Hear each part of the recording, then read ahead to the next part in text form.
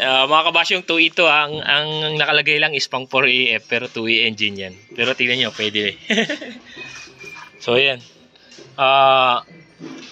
Nire-route ko, nilagay ko rito, tapos nakita nyo yung nakalagay sa HIC. Yan, nilagay ko muna dun. Kasi wala naman yung metal pipe tubing nya. So yan. Tapos yan, nilagay na yung dashpot. Ito. Adjusted din. Yan. So yun lang. May tama na yung vacuum advancer, yung ported side. Ito, lower. So para sa akin, hindi ko advise na bumili kayo sa mga ganito. Mas mainam pa rin yung original talaga, matihibay. Or kung alam nyo mag DIY nyan, ganunin nyo na lang. Kasi yung katulad nung nakaraan na may pumunta sa akin is kakapagawa lang yung 3 months, I think 3 months. Tapos bumalik sa akin, yun, sira na yung advancer niya. So yun, same yung sinabi ko noon, kasi hindi talaga tatagal yung mga brand na ganun. So yun lang mga kabasyong. Maraming salamat. God bless. Smooth kami mga kabasyong. This is kabasyong. Ayan. Focus sa driving. From Malasiki. Ayan, from Malasiki si kabasyong. So test drive kami. Ang main issue, sakal yung ng air and fuel mixture screw. Tapos reroute yung vacuum. And then may ginawa ako na bagong ngayon. Alam nyo yung nakakonekta sa HIC valve, inilagay ko siya kasi wala siyang wala na siyang what you call this, metal tubing, yung piping na wala. So yun, ginawa ko.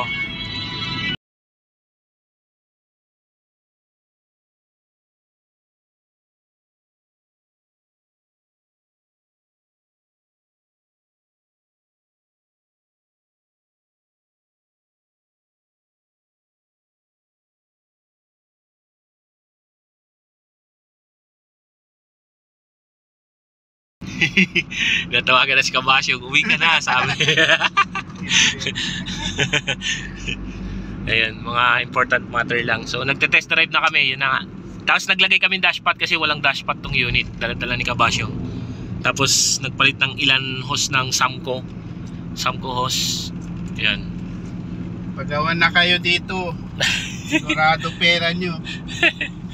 Mura na, nautang pa. Ayan, dito kami na lagi nagte-test drive. Yan, ang ating favorite likuan is ang yan. Kita nyo na, Shakey's, si Clean Fuel. Shout out again. Dito na tayo kabasyong, ikot lang tayo, gagana tayo.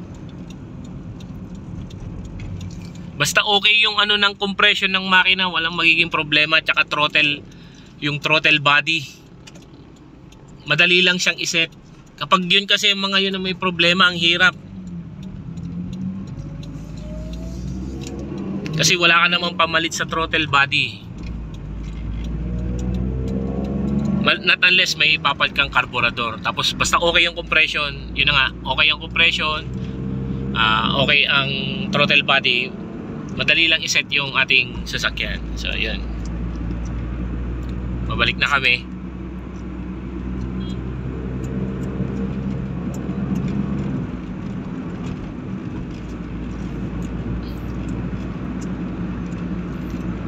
Bango ng sasakyan. Oh, sabi ko na California. Ito. Meron pa dito. Oh, ito. Bango. May dala akong screw kasi nalaglag ko yung isang screw nung sa dashpot. Pupunta kami sa bahay, kukuha ng screw tsaka tornilyo para takpan yung tubing ng fuel bowl vent. Fuel bowl vent ang tawag doon, yung papunta sa charcoal canister, kasi wala siyang hose. Pero sasuggest ko kay kabasyong na lagyan ng hose yun, para kahit nakakondem kasi, para hindi lang mag-evaporate yung fuel kapag hindi ginagamit. Yan. Ayan, nandito na tayo sa bayan ng Lawak. Actually kanina pa, ito sa may Arco.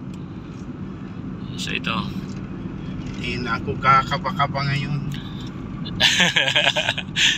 Pag nag-long drive ako, kakaba-kaba ako. Basta dala ka lang ng spare, ignition coil, yan, spark plug, distributor kung gusto mo, o carburetor, sambuo na.